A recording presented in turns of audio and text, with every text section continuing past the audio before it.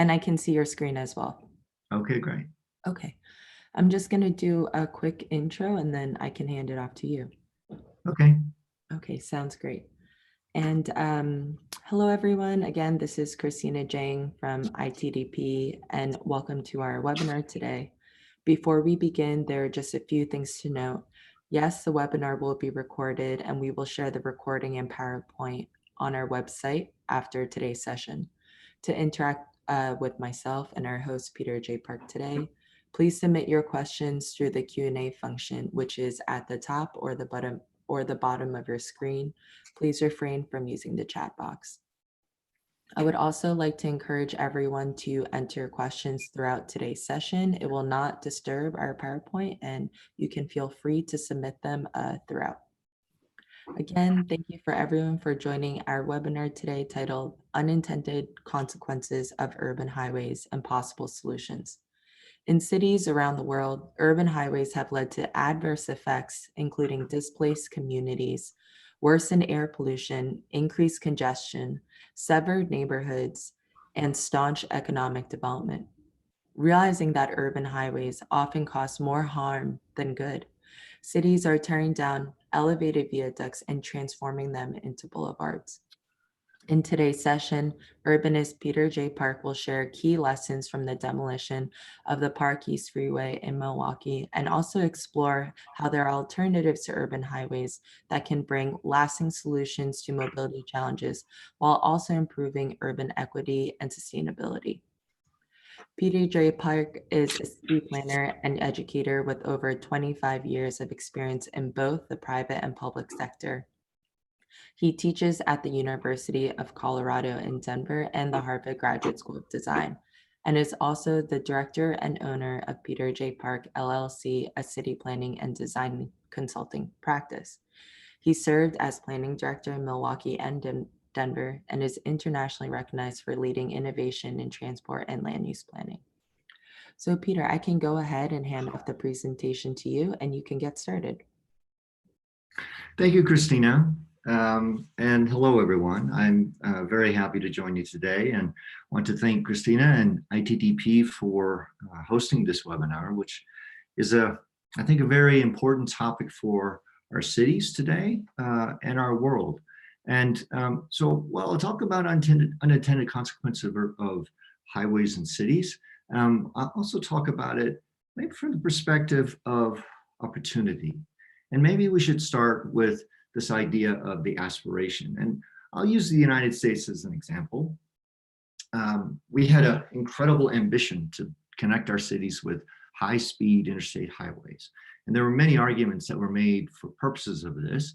But in fact, we built this system, and it's a vast system that connects our cities and provides opportunity for connection to commerce, and it does a number of very positive things.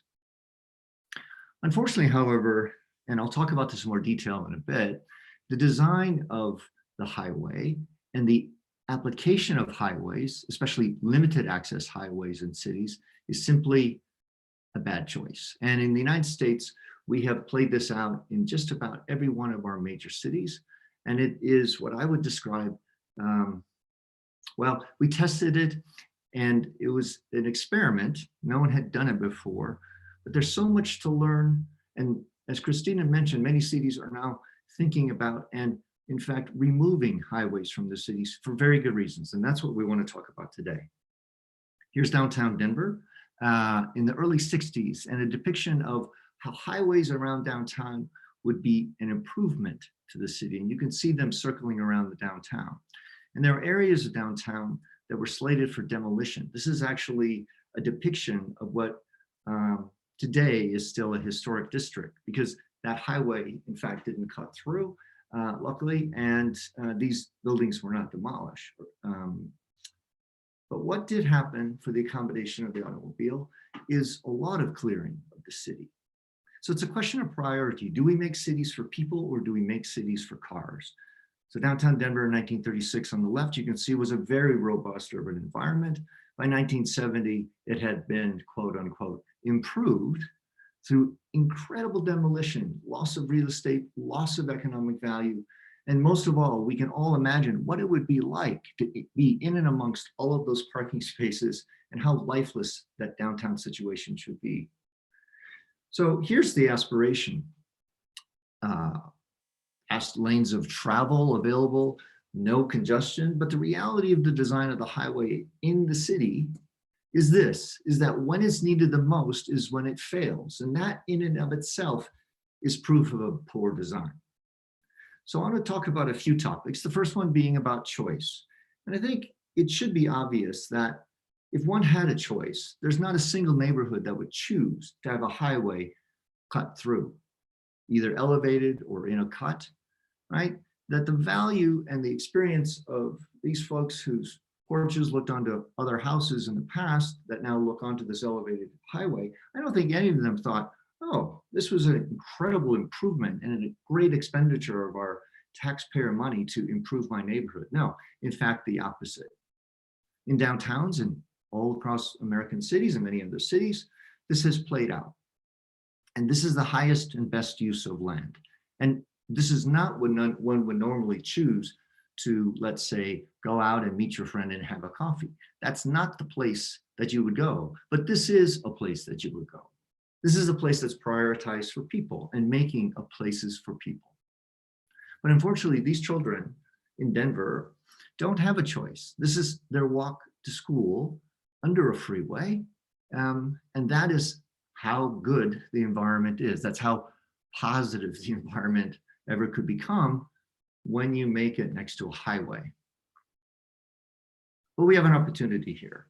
And the opportunity is to rethink, to learn from the past, to understand what didn't happen in that aspiration, in that goal of trying to connect cities. What was the major failure? And how can we not repeat it in the rebuilding of this kind of infrastructure, or in the case of cities that are dealing with congestion and dealing with growth, understanding that this is not a solution that has worked. One of the opportunities of the United States, for better or for worse, is that our infrastructure is aging, and our American Society of Civil Engineers has graded our infrastructure system with a D+. It's not such a good grade if you were in school, and not exactly what you want to do. In the state of Texas, the grade is a C-, and this is not a good place to be. So the average age of our infrastructure is nearing 30 years or over 30 years at this point. And the amount of investment that the US government puts into as a share of GDP has been declining for many, many years. And why is this? Well, part of it is we have a very difficult time continuing to raise the revenue that's required. So this is, and I'm going to talk about this in a minute, this is an investment question. Now, an interesting thing about the belief that highway spending and spending money on highways and for cars is an economic strategy is that for many years, if you trace 1960 to about the late 90s, the gross domestic product of the US and vehicles miles traveled seemed to have a kind of pretty strong relationship. But what we began to see in the early 2000s is our GDP increased more significantly as vehicle miles traveled actually began to decline in terms of its rate. And in fact, when we look at VMT, vehicle miles traveled and vehicle miles traveled per capita, what we begin to see in the mid or early 2000s is that vehicle miles traveled per capita began to drop.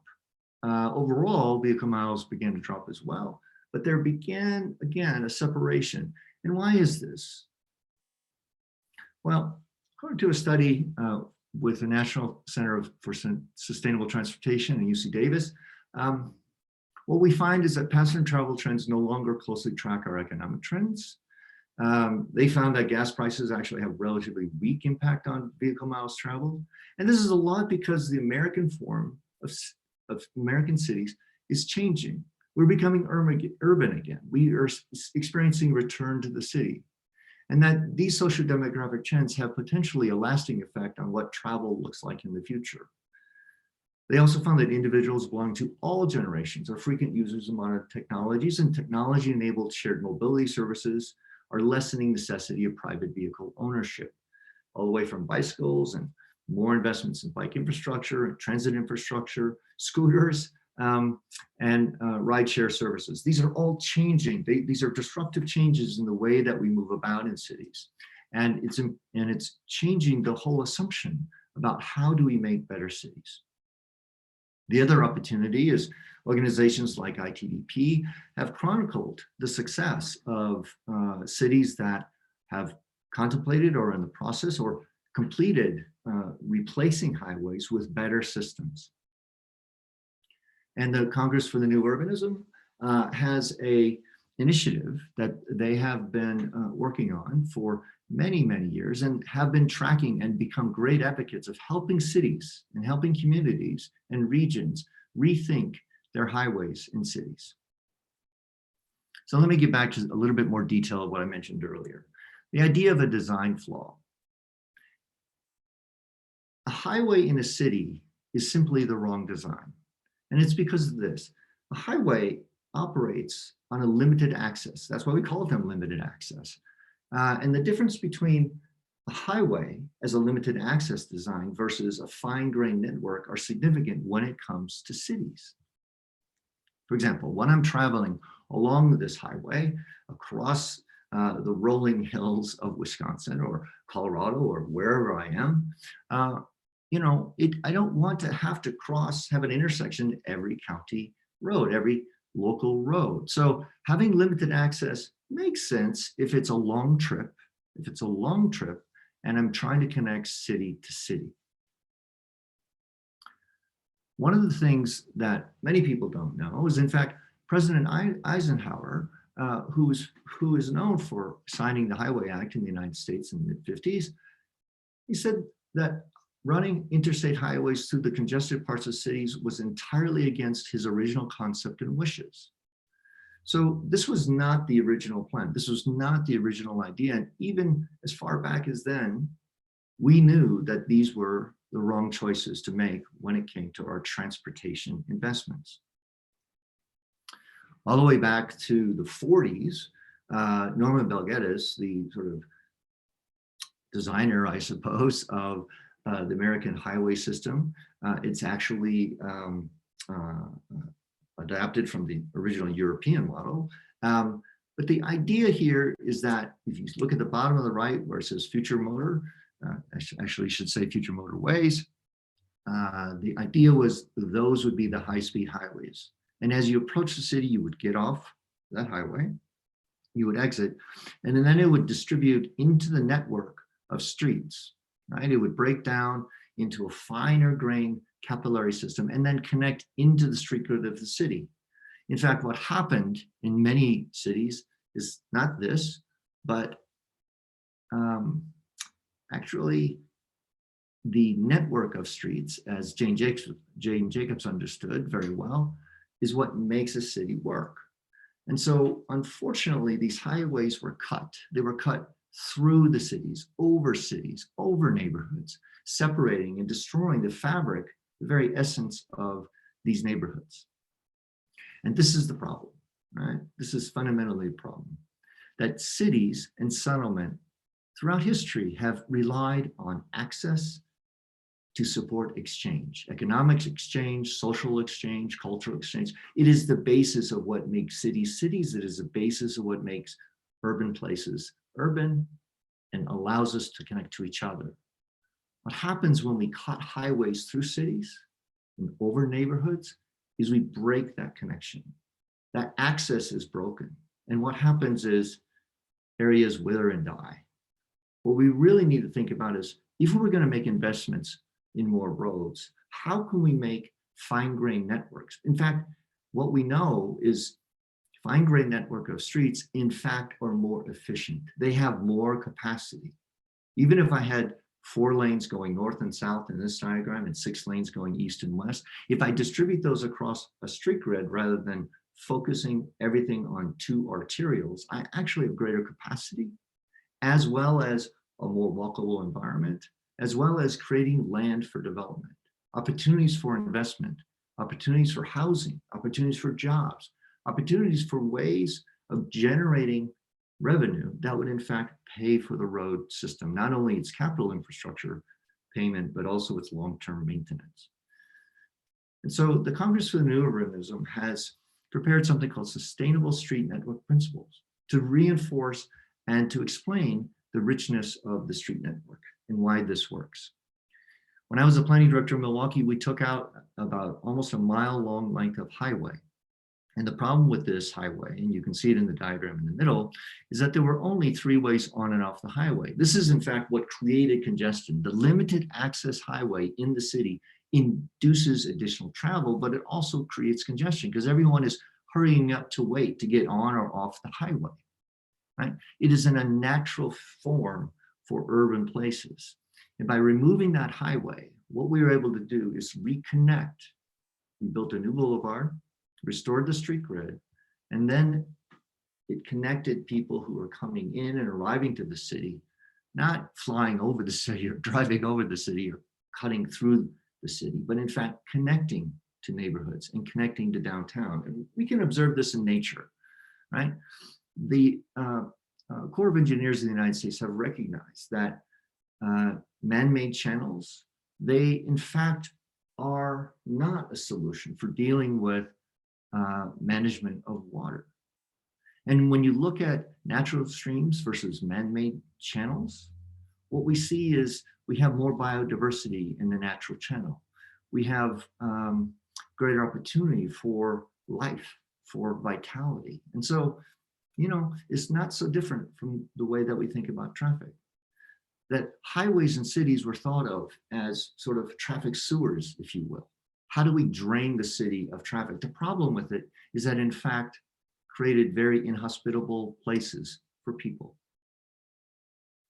And in fact today, what we have happening in the realm of water is we have now major investments in infrastructure that are focused on habitat restoration, right? Habitat restoration, not just flood control, but and management of water, but in fact thinking about how to bring life back and let nature take its course. And in the same way in cities, we can think about it in terms of what the opportunity is for growing cities and creating new places and better places.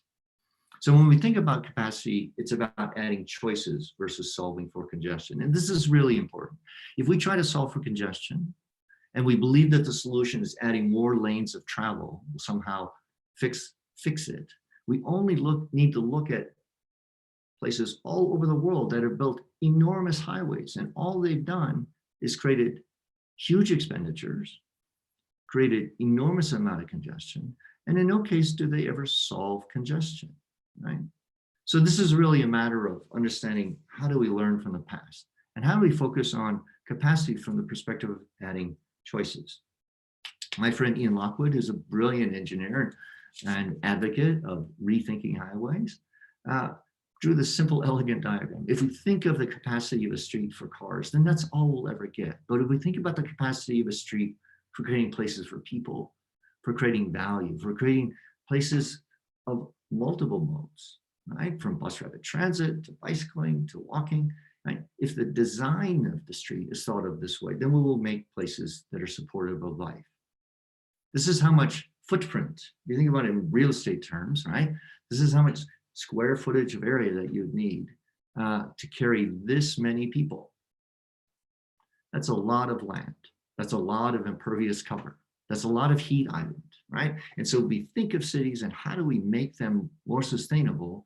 We would think, oh, look at how many different ways that people can move about. What if they were riding in a bus rapid transit or a streetcar? That's how much it would take to move this many people.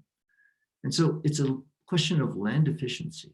How do we make the most of the land that we have in our cities? How do we create a variety of options for moving about cities? And what we know is all the great cities of the world have robust systems that go beyond just providing for vehicles. In the United States, right, New York City has done an incredible job of prioritizing the pedestrian. In fact, taking up lanes of what were lanes of travel and making them places for people and places for multiple ways to move about in the city. So it's not reducing mobility, it's actually increasing mobility. So return on investment. This is maybe a business term, but we ought to think about how do we use our public monies in ways that provides a return on investment, not just for those who, would benefit from a big highway being built, but rather how does a city, how do communities, and how do neighborhoods long-term benefit? This is a drawing from 1909 when the city of Milwaukee was growing. And I love this drawing because it imagined this boulevard that accommodated cars, but you see the streetcar line in the middle, you see the wide sidewalks, you see a street that is so beautiful in this tree-lined boulevard that people would want to invest their money, right? It would attract private capital and private investment because that would be the address to have your office or to have your apartment. This would be a great street to live on. This is not a traffic sewer, right? This is a street, it's not a road. But the problem is in the US, early on, the perception or the idea of solving the problem of the city, in this case, congestion, was by leaving the city. And any of you who know the history of American cities and the sprawling and suburban sprawl of the US know that this is not exactly a great solution, is to leave your problems behind you. And as I mentioned earlier, right, here's that diagram of the aspiration and the reality of this kind of design flaw in an urban condition. Look at this. Look at this amazing amount, incredible feat of engineering, but look what it does to the land value below it. It kills the productivity of land. I mean, the highest and best use of this land is a cheap surface parking lot underneath. In Milwaukee, when this was being proposed, it was $5.5 billion would require 576 additional acres of land. And the projection was by 2020, traffic would be more jammed than ever. So this is not a return on investment point of view. This is a public money spending idea, and not a wise one, because it would, after spending all of that money, one would end up being in about the same place that they were before. So this is one of the challenges, again, I consider as an opportunity.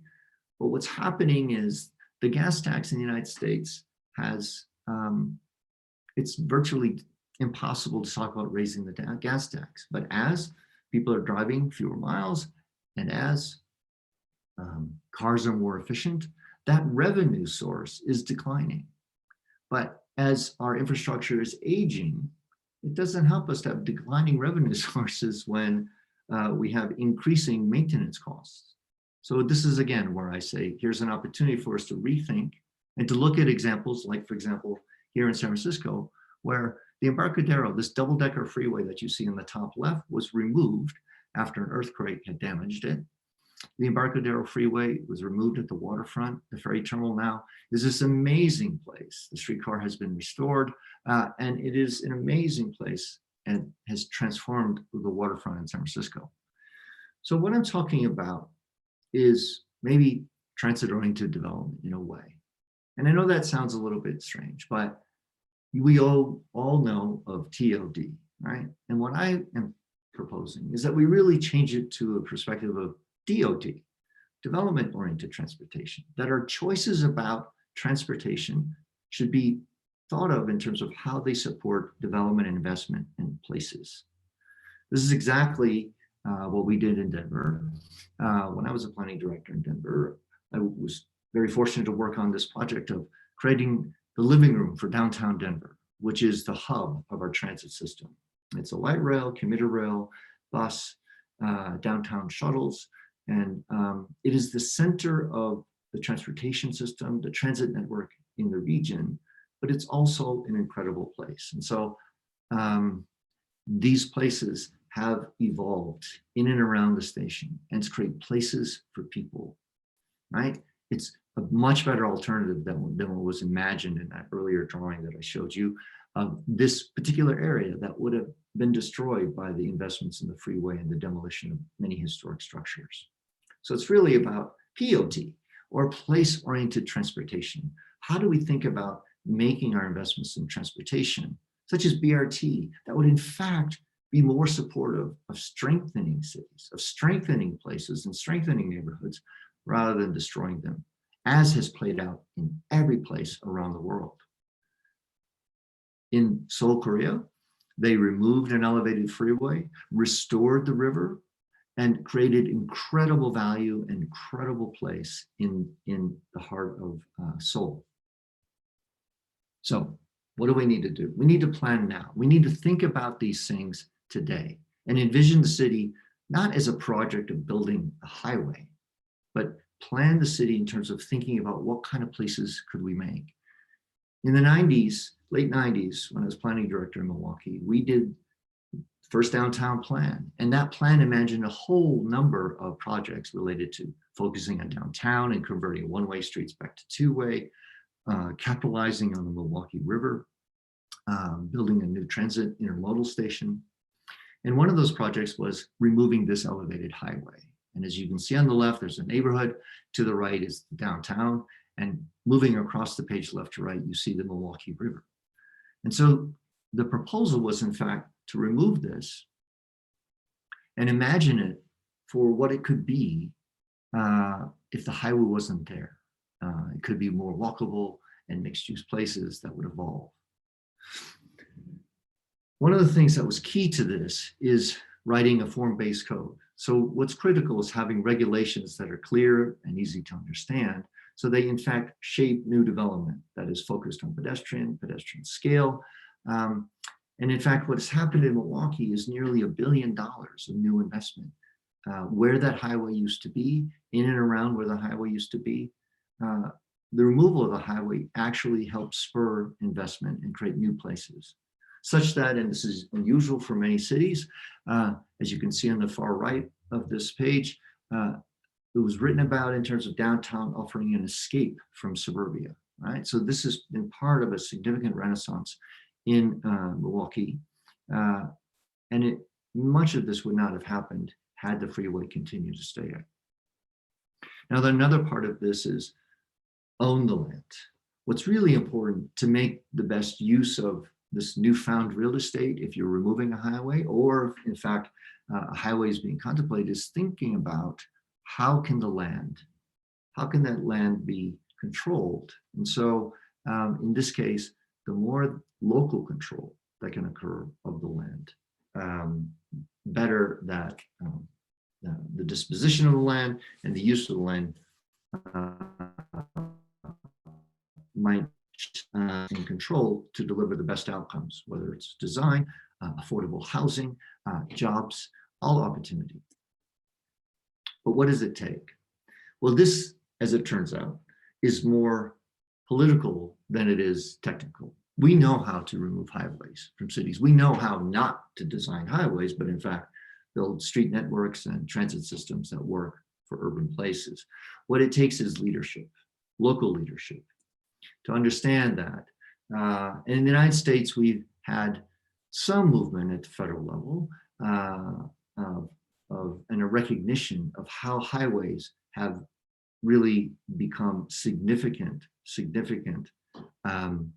emblems of social injustice in our country. And this is a conversation that has begun and will continue to gain momentum, I think, as more and more cities are faced with the decision about what to do with crumbling infrastructures. But what it takes fundamentally is strong leadership, especially at the local level. On the right, you can see former mayor of Milwaukee, John Norquist, examining, and as we did a walking tour of the elevated freeway, the Park East Freeway being demolished at the time. He was an incredible leader on this topic, and he remains to be a great champion of removing highways and replacing them with street networks and creating urban places. So with all of our technology, with all of our intelligence as humans, right, we have the ability to evolve our technologies and make good decisions. We can make smart cars, but we still end up making dumb places. So we have to stop that. As Will Rogers said, land, they're not making it anymore. In Dallas, Texas, there's a fantastic conversation led by many locals visionary locals that are examining highway corridors and rethinking them in terms of their potential for new development. It's not removing access. In fact, it's improving access. And this is one of the most maybe difficult things for people to grasp. But again, we have a whole lineage of examples throughout history across cities around the world that show that these limited access highways in cities simply don't work. It's a funny quote. Nobody goes there anymore. It's too crowded. What we find is that when we take a highway out of cities, it gets better. There's not a single example where a highway was removed from a city and it didn't get better. But there's not a single example where a highway was cut through a neighborhood and the neighborhood got better. So what does it take? A few things. Strong community support with extraordinary leadership and political will. This is not easy. This is not easy because I think there's a lot of perceptions that a highway is somehow a major infrastructure that's going to bring great improvement to a community. But in fact, it needs to really be studied when it comes to these decisions in cities where existing neighborhoods exist. What it also takes is an urban vision for the city that's not dominated by the automobile, but prioritizes the short trip versus the long trip. Highways are designed for long trips, city to city, not within cities. Short trips, walking trips, bike trips, transit trips, right? Those are the trips that are part of the city fabric. Decision processes driven by long-term community investment versus spending federal allocations on projects within given timelines. So often the urgency of spending money and the timeline of spending that money supersedes good decisions that actually have longer term consequences. And again, the opportunity that we have is to look back and see where we made good decisions and where those decisions did not work out so well. And as I mentioned earlier, having a very clear system of regulations and control over the land is what's necessary to, in fact, ensure this kind of success. And with that, I'd be very happy to answer any questions and look forward to the discussion. Great, thank you so much, Peter. And I will go ahead and dive into the Q&A. We already have some questions that were submitted here in the Q&A function, and I also received some over email. So I'll go ahead and kick us off. We have one question here towards the bottom, if you look on your screen, Peter, and it says, you mentioned that a street grid is more efficient at moving and disturbing traffic than urban highways and arterials. But you also talk about this tension between solving for choice and not congestion. Can you elaborate more on this tension? Yeah, Christine, I can't see the question. Yeah, of course. If you take your mouse at the top or the bottom of your screen, if your screen is maximized, it should be at the top. Okay. There's a Q&A box next to the participants button. Okay, got you. Yes. Sorry, I know it's easier to read them. So if you go towards the middle. Okay, got you.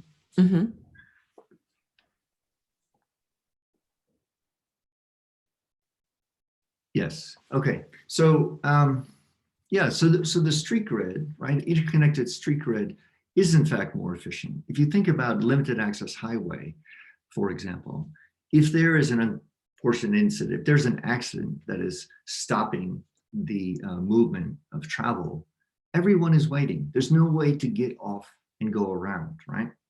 In the case of a finer network of streets and a street grid, you have more choices to move about, right? The most that you would wait would be half of a block, and then you can make a right turn or a left turn, and you can get and go around whatever is causing the blockage, right? So again, the only time an elevated highway or a highway through a city works is when no one is using it, which is kind of a ridiculous expenditure of public money.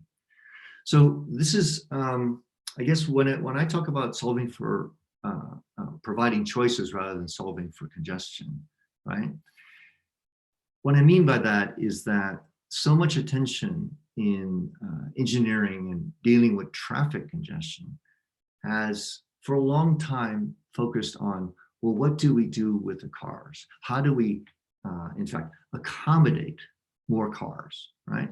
And again, if we design for one mode of travel, then we're only gonna have solutions for one mode of travel. But if we think about it in terms of providing for more choices, right? Thinking about, would a BRT be a better choice here? Would protected bike lanes provide better choices over there, right? And that in fact, it is the cumulative system of movement and transport that we're solving for, rather than, just within the right of way of the highway. And one of the things, at least in the US, that has been frustrating is that for very obvious reasons, it's very difficult to talk about expanding the right of way or expanding the scope of a study when it comes to dealing with this, this traffic congestion. Well, in fact, part of the solution of dealing with an overly congested highway might actually be improving the local street network. What do I mean by that? Well, what happens a lot of times, as we find, is that people will use the highway with the belief that it would be the faster way to make their trip. And so they get on for a very short segment and then they get off. But they're mixing in with the traffic that is going on that long trip, right? And so you don't really want to mix the through travel with the local travel, but that's what happens in these kind of highway systems. And in fact, in the American experience, the highway has become the conduit for the suburban sprawl that we have, right? So the mixing of local and long trip traffic is part of the problem. In a more specific design, if you think around the world of, there's a street design of that we call MultiWay Boulevards. And they're gorgeous streets in Paris and Barcelona and all over the world. And what you see is these are streets that actually provide some local through capacity, as well as having beautiful tree-lined streets and frontage roads that create a much calmer scale of traffic and wide pedestrian walks. So people actually live and shop and work on these beautiful boulevards. But the number of lanes and the width of the lanes and the crossing for pedestrians never gets untenable, right? Again, they're scaled and they're designed at the scale of the human. Great, thank you so much, Peter. I also, if you're able to see the chat box all the way to the right, I sent a question that we received over email as well. So the question said that in Nairobi, near the international airport, a Westland expressway has been proposed to solve congestion along the Mombasa Road and Waiyaki Way. Can you please comment on how you think or can suggest that a city like Nairobi can address congestion and improve mobility without building an expressway, but still remain as a competitive trade and economic hub? So I think and I apologize because I'm not completely familiar with this particular geography, but I think if we follow sort of this first principle of privileging the short trip over the long trip, and you think about evolving a rich street network versus a limited access highway system, and the robust street network also incorporates a range of modes, and including transit and an integration with land use and development, you can in fact create a significant hub, right? That you can create a great economic hub, and especially connection to an airport.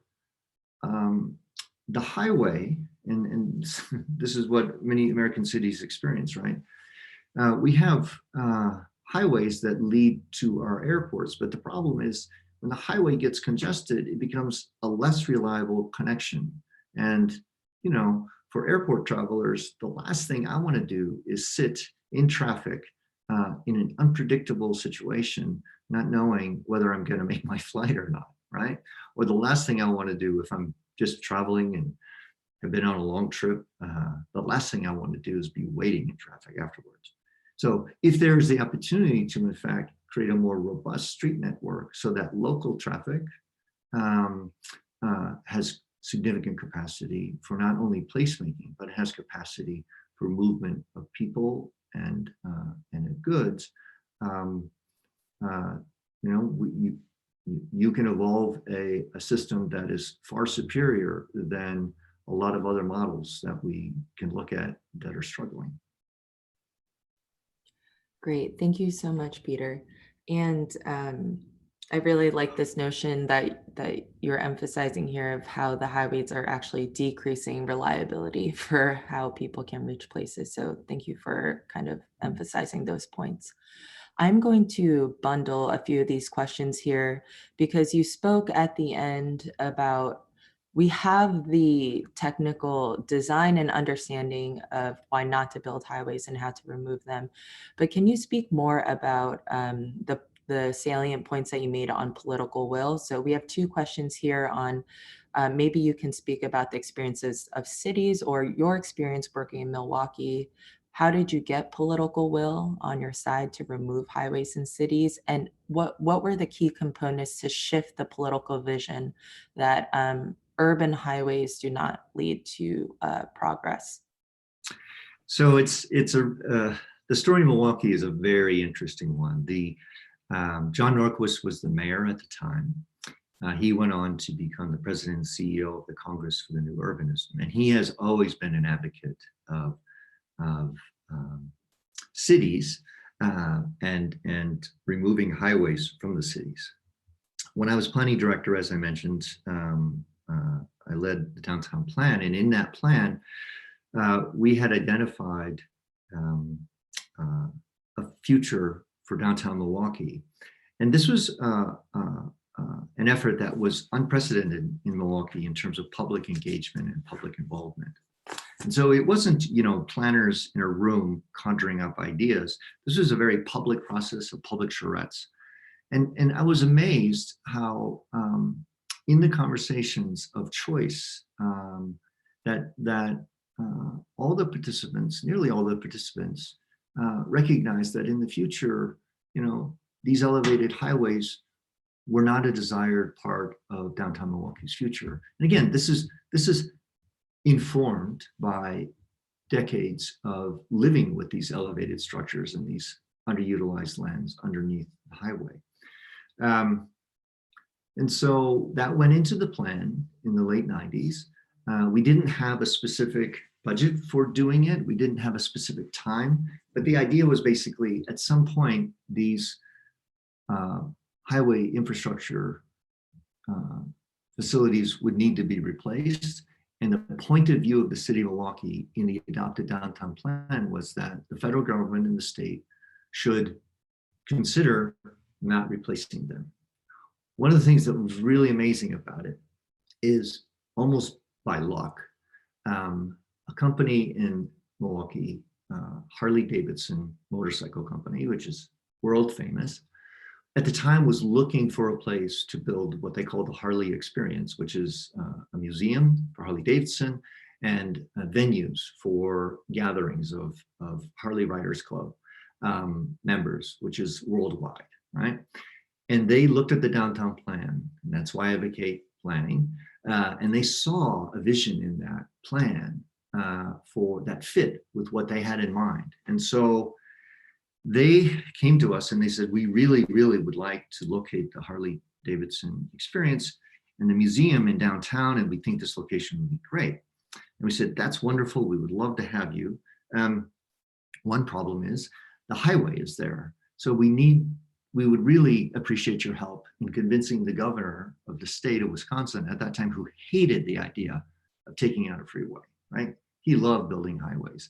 He was completely against the idea of removing a highway. However, when a significant corporate presence like Harley-Davidson went to the governor's office with us and said, Governor, we would like your support in removing this highway suddenly the governor loved the idea of removing the highway and helped uh, utilize about $25 million of federal money to help us remove that highway, to help the city. What's really amazing about it is ultimately Harley Davidson, in fact, decided to build in a different site in the city. So they didn't actually go there, but we were already underway with the removal of the highway. And so we just kept going. And the point there is that, right, it is political, right? We, at the community level, at the downtown employers and business owners perspective in the downtown plan and with city government, we established a local vision for our city that did not include a highway. But at the state level, there was not support for it until a significant corporate citizen stepped forward and said, we would support that idea, right? And then it created the opportunity for what is happening and continues to happen in Milwaukee today, which is significant reinvestment where the highway once stood. And in fact, there's a boulevard there and the street network. It's not that the cars didn't go away. I would guess that there are probably more cars than there were before, but there's also more capacity. And downtown Milwaukee just opened up a new streetcar in downtown. So that has been part of the renaissance of downtown Milwaukee. Great, thank you, Peter.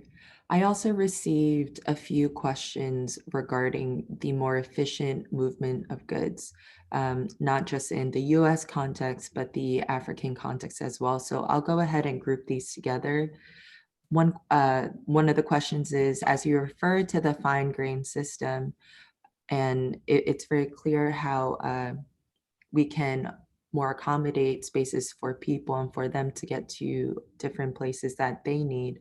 But how do you also suggest with this system how we can have an easier and faster movement of goods and services that also lead to an increased economic and trade opportunities in different cities? So as I mentioned earlier, I mean, if the trade and the movement of goods and services that we're talking about are intercity or intracity, then there are, I mean, highways connecting city to city makes sense. Rail connections are even more efficient, right? So, I mean, that's kind of the standard system. And then we would have a distribution network that, from that diagram that I showed earlier from Norman Balgettis, I mean, I think that's actually a framework and a diagram for not just roadways for cars or personal vehicles, but also the hierarchy of how we can distribute goods and services as well. And again, I would say that, right, the more that these linkages, this network has the ability to have land uses on it, to have the ability to distribute, right, and collect the sort of the contributing activities of economic exchange, it makes the distribution of goods, for example, and services more efficient, right? Because along any length of street investment that we make, we are going by more businesses. We are going by more stores, more restaurants, more locations where people live, but are moving at not at high speed, but at efficient speeds and safe speeds. Great, thank you, Peter. We also have a question here regarding if you could elaborate more on how removing highways has positive impacts, or what information you have on reducing greenhouse gas emissions. Yeah, so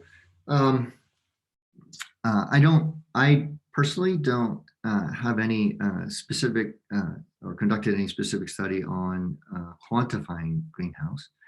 gas emissions as it relates to this idea.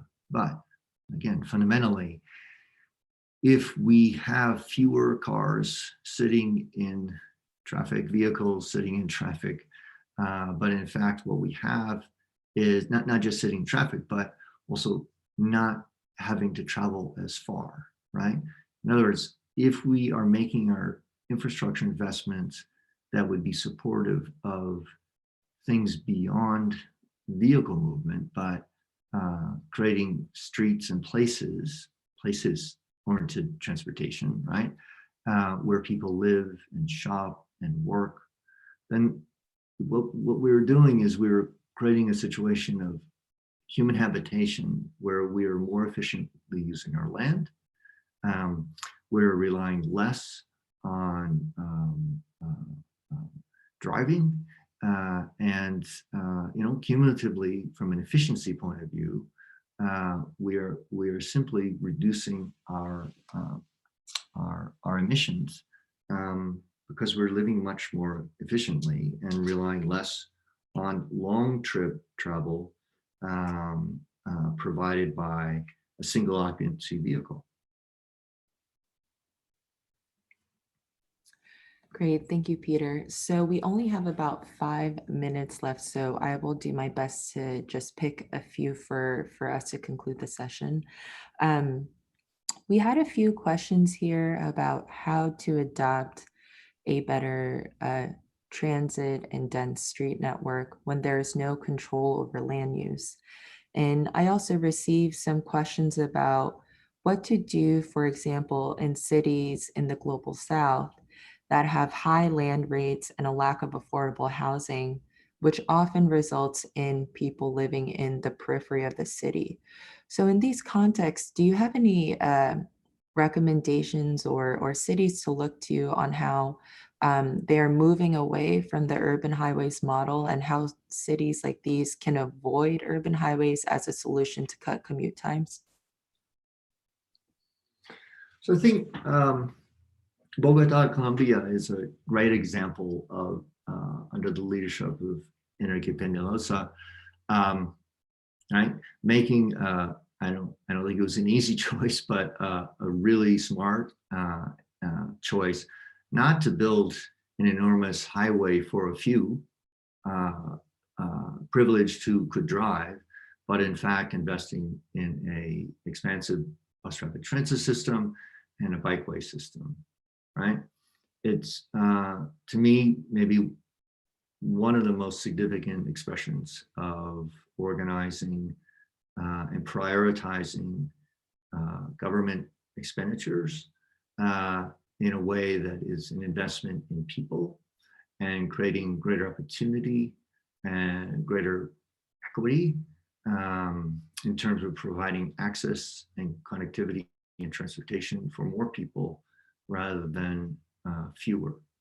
And, I mean, anytime any kind of infrastructure is placed into a city and government is an agent in doing that, there are choices. I mean, there are choices. And it's a question of, in terms of the land acquisitions, well, what happens with the land, right? In the US, a lot of times when highways or when even rail transit projects are done, a governing entity might need to buy more land than is necessary for the roadway or the rail right-of-way. It's just the nature of the law in terms of acquiring land. And in that case, the government ends up with more land than they need. Well, they can make some good choices. They could either make it a surface parking lot for a park and ride, or they can make a choice to say, wow, we have this land asset, maybe we could sell it or partner, and we could create opportunities for housing and jobs here and services. And if government owns the land, right, then government can make decisions and prioritize, well, what kind of development? So if it's housing and more affordable housing that's needed, the government's in a very good position to use that control of the land as a way of providing a greater range of housing choices. And it might be, and ideally so, a range of affordable housing to market rate housing, right? To create the most diverse and socially just kind of opportunities for everyone to have access to other parts of the city. Great. Thank you so much, Peter. So we are unfortunately out of time. So I will take this last 30 seconds to wrap up the session today. Again, thank you to you, Peter, for a fantastic session. And of course, thank you to our attendees for entering so many questions. I felt that there is a lot of appetite to discuss this topic more. So we look forward to engaging everyone more on this topic and sharing the resources after today. Just as a friendly reminder, we will share this webinar recording and the PowerPoint slides with you by the end of the week. And then secondly, as Peter mentioned in his presentation, the life and death of highways, that is an ITDP report, and thank you, Peter, for also working with us on that and pointing to it before. I will also share the links for those reports in a follow-up email, which will include a version in English and Spanish. So we also look forward to sharing that with you. So again, Peter, thank you so much for today's session. It was really fantastic hearing from you and from different examples around the world. And if you have any resources that you would like me to share with attendees, definitely feel free to message me and I'll include those resources as well. I will. Thank you, Christina, and thank you everyone for your interest, and good luck. Great. Thank you and take care, everyone.